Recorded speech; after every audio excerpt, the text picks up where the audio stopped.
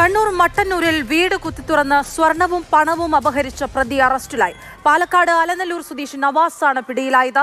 CCTV ദൃശ്യങ്ങളാണ് പ്രതിയെ പിടികൂടാൻ പോലീസിന് സഹായമായത്.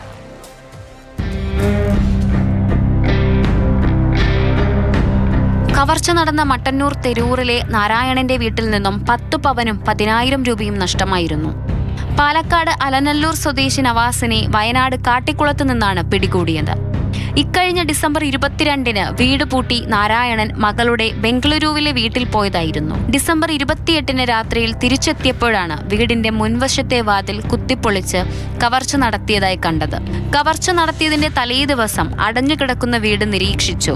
പിറ്റേ ദിവസം രാത്രിയോടെ ആയുധങ്ങളുമായി വീടിനു സമീപത്ത് മണിക്കൂറുകളോളം ഒളിച്ചിരുന്ന് നിരീക്ഷിച്ചു. അതിനുശേഷമാണ് അർദ്ധരാത്രി 12 മണിയോടെ കമ്പിപ്പാര ഉപയോഗിച്ച് വാതിൽ തകർത്ത ശേഷം മോഷണം നടത്തിയത്. സ്വർണവും പണവും ഉപയോഗിച്ച് കർണാടകയിലും കേരളത്തിലുമായി വിവിധ ഇടങ്ങളിൽ യാത്ര ചെയ്ത് ലോഡ്ജുകളിൽ മുറിയെടുത്ത് താമസിച്ചു വരികയായിരുന്നു.